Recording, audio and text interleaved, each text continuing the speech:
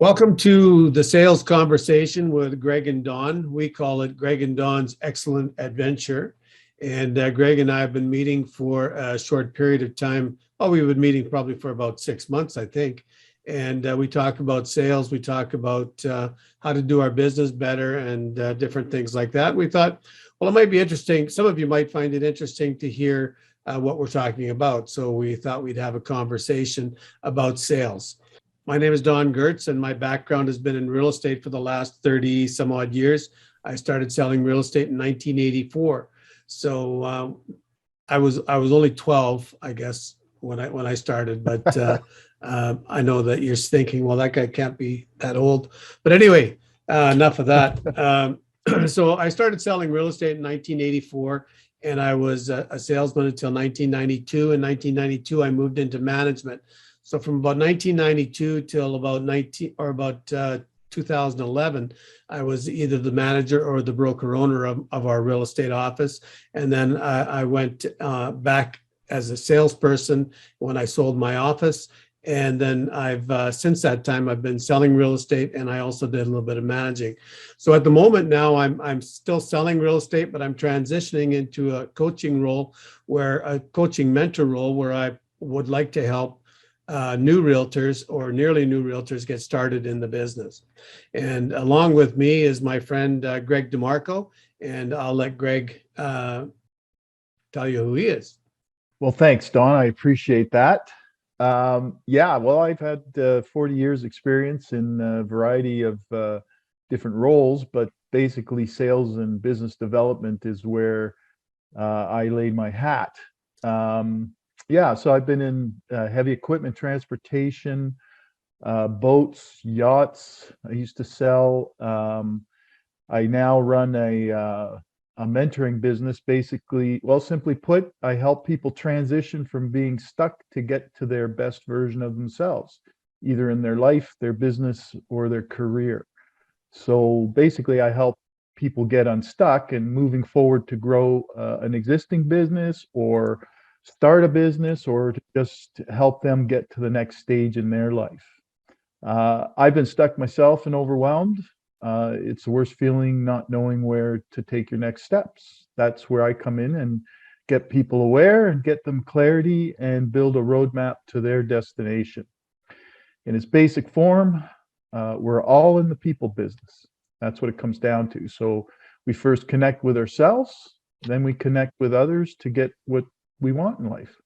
And that's how I kind of help people out. But I've been in a variety of different industries, and sales has been the main thrust of my career, and business development. I've owned several companies. I've sold a few. So tell me, Greg, one of the big questions, or you just mentioned, was that it's all about connecting with people. So when you connect with people, you want to have them use your services. So how does somebody just getting started in your industry, or how would you see somebody just getting started? How would you find what would be important for them to know in order for there to be a connection right away with their client? So the client's going to say, "Yeah, I like you. I'm gonna use you." Yeah, that's a good question. I mean, I sit down with a lot of clients, as you know, Don, and what happens is, for the most part, they're stuck. So for a salesperson, one of the questions I ask when I'm in training sessions with people like this, like newcomers to a certain industry or whatever, is, do you like people? What it comes down to it is we're all in the people business, right? So if you don't like people, maybe you might consider something else. But as you know, I mean, you've been in the real estate industry for a long time, and you know that we're in the people business, no matter what it is we're doing. So if you want to gain or garner some kind of rapport or trust from people, you have kind of first have to start with actually caring and wanting to get to know them. And I think that's the biggest step forward for anybody wanting to get trust or connect. It's just being real. And I think that, people sort of overemphasize, this pressure they put on themselves, like salespeople. Sorry, I should be more specific, but, putting this pressure on themselves that It's anything more than just a conversation to get to know somebody. And I think that's the ticket, really, is you go in with the attitude that, hey, I really want to get to know this person. And maybe that's the strategy they should employ is, let's get to know them. Then we can find out what the problem is. Then we can ask some really specific questions as to what the challenge is. No matter whether it's real estate, you're selling yachts, coaching business, whatever it is. If we get to know people and connect with them on a real level by actually caring about them, then we know that we're doing something good for them and ourselves in the end. So that's kind of where I come from when it comes to this building rapport and trust with people. I think that goes along with what I like to tell new realtors is they got to remember that the people that they're going to deal with, they're going to deal with people that they know, that they like, and that they trust. And that's really what it comes down to is people. We all do business with people that we know, like, and trust. And the key to it is knowing how to develop that level of trust as quickly as you can. And I think that really is a key part of it. Part of that comes down to just experience, isn't it? Just Yeah. trial and error. And one of the things I think new people particularly, and not even just new people, but everybody, we all seem to want to find this silver bullet, that magic answer to, Yeah. how am I going to get people to automatically like me and do all those kind of things? Well, there is no silver bullet that I found. So what do you think about the silver Well, bullet? well, I think it's people looking for a fast way in and a fast way out and can make a big buck at the same time. Listen, the silver bullet, if you want a silver bullet, the silver bullet is, hey, like people, get to know them, and have the intent to be intentional about, yeah, I want to get to know this person and what their likes and dislikes are. The more we ask questions to them, the better the rapport we build with them. Like, what is it? Really, in the end, what is it somebody really wants? They want to know that they can trust you. They want to know that you care about them, right? And they want to Yeah. know that you're going to actually do what you say you're going to do. If you're looking at a buyer, that's what a buyer is looking for: is trust. Do they care about me? And are they going to do what they say they're going to do? So if you can provide that, um, all the power to you. I think you'll get a lot quicker. You'll get a lot. Listen, that's probably the shortest path you're going to get to in order to close a deal or to get what you want. But in the end, it's about serving them. It's not about what you want, So, really. It's about serving the buyer, right? yeah. That's No, what I think, anyway. yeah, no, I agree. I agree 100%. The idea that there is a silver bullet, I think is just it's just a pipe dream, so really what we try to do is tell people that, or get our new realtors to think in terms of building relationships. And, Yeah. and at the same time as building the relationships, also build your skills. One of the great trainers in the real estate industry says you have to build your habits, develop your Mhm. attitude, and your skills. So habits, attitudes, and skills, and make calls, notes, and pop-bys. You do those things and you're going to be successful. But along this, I always see at the same time, you have to develop your product knowledge. You have to know, in the real estate industry, we got to know what the market is doing. Although these days, and this is 2022, it's just gone crazy. And it's in the current, it's currently changing, but having the experience of looking back and saying, okay, at other times, this and this and this happened, because part of the trust factor is that the people got to know that you know what you're talking about. Yeah. Yeah. The big part that I've always found when it came to sales, Don, was, and you know this from your own experiences, is that, it comes down to, you got to build some kind of authority with these people. And you do that really by understanding what it is your product is. That's one big issue.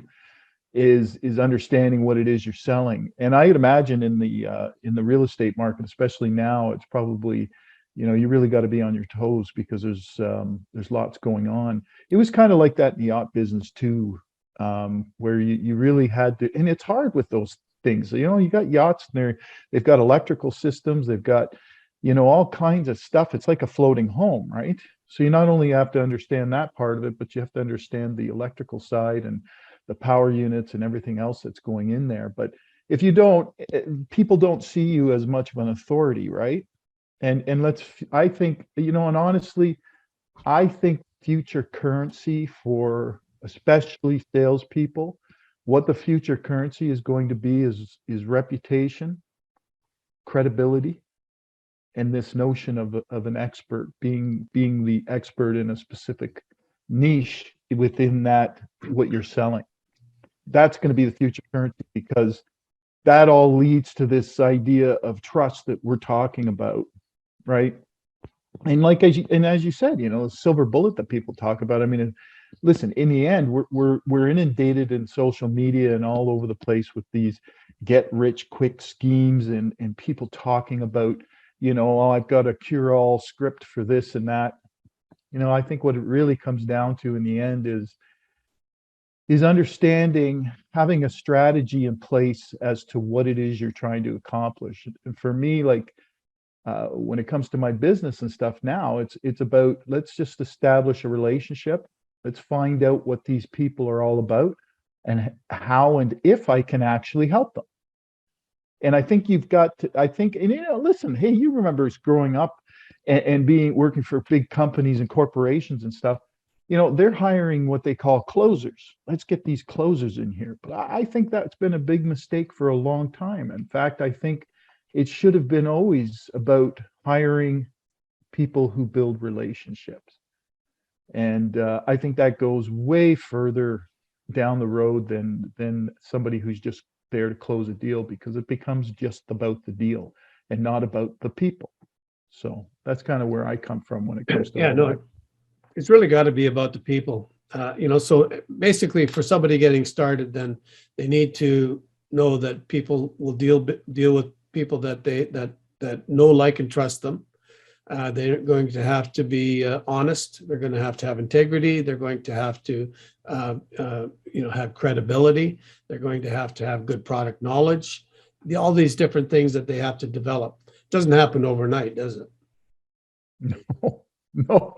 Well, I can remember maybe a handful over my whole career where it just sort of happened like that. But that was just being, like they say, in the right place, the right time. They were ready to buy. I was ready to sell.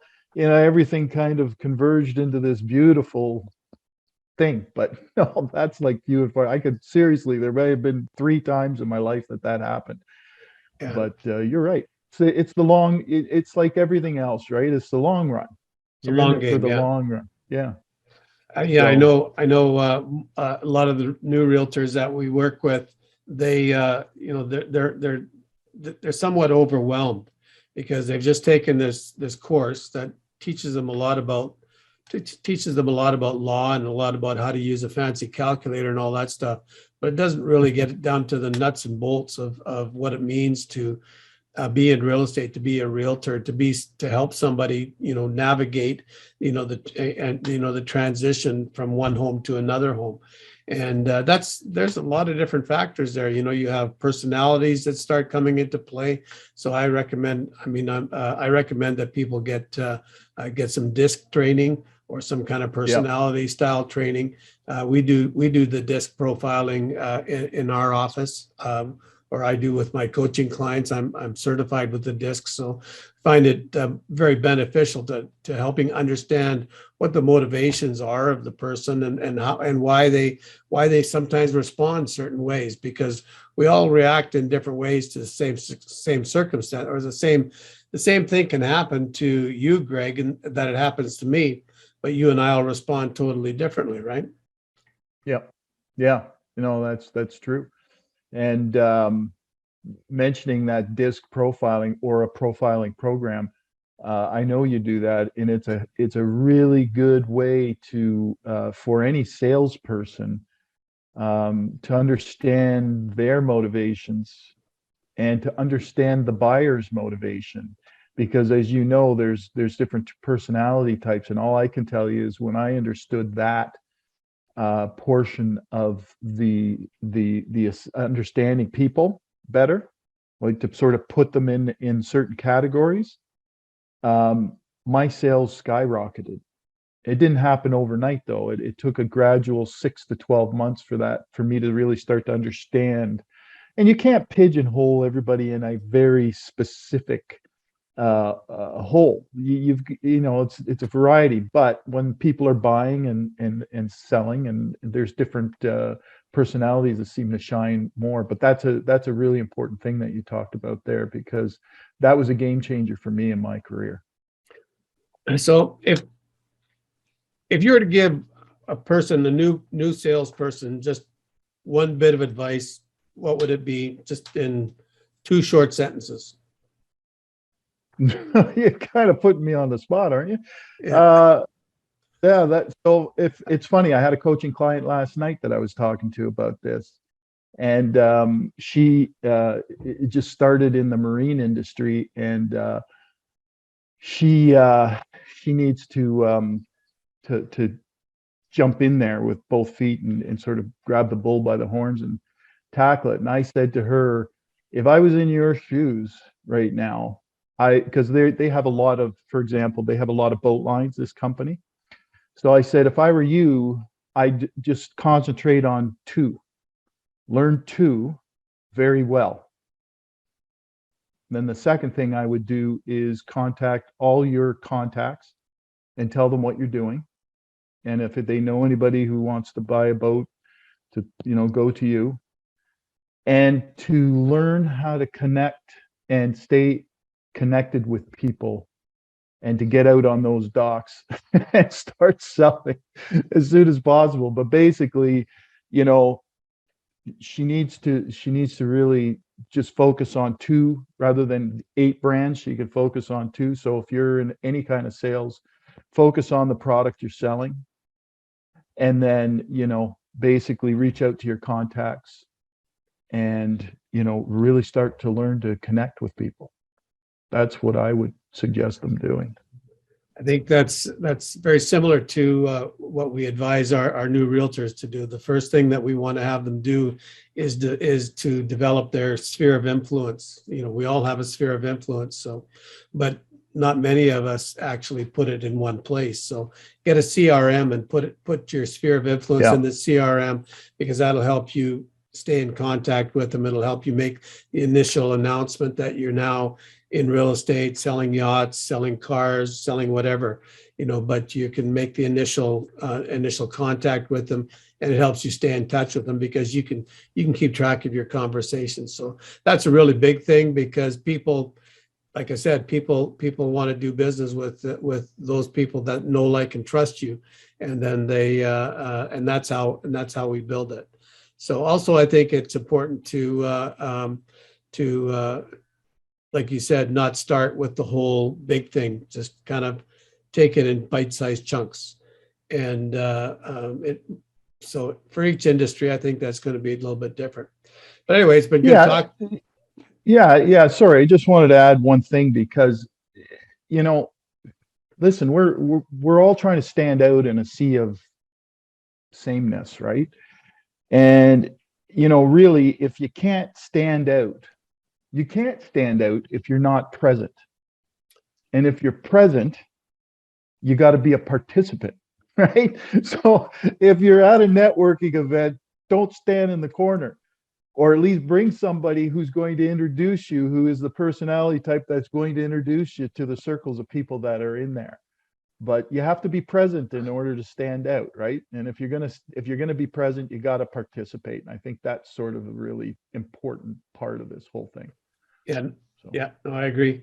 I'll just quickly tell you a quick story about that, because I'm not the personality type that likes to go into those network events, but my wife is.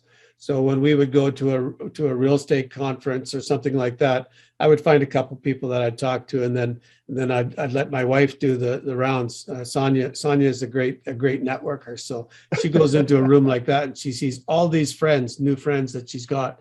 So then I'll go and I'll find her, and she'll be talking to a whole bunch of them, and then she, oh, this is Sonia's husband. So it was my event. It was my event, but I'm Sonia's your husband. event, and Anyway. you're in the corner, and she's doing the networking. Yeah. That's great. Yeah, No, but it it's a good works. team, That's though. absolutely. It's critical to. I love the way you say that. You know that you got to be present, and if you're present, Yeah. you got to be a participant. And there's lots to say about that, and we could have a lot of long conversations about it. But I think we'll just cut this one off here. And thank you, Greg, for your conversation. And we're going to be doing another one shortly, so stay tuned. And we'll. By the time this gets out, we'll probably have something tagged on the end that'll say when the next one will be. So thank you very much, and good day.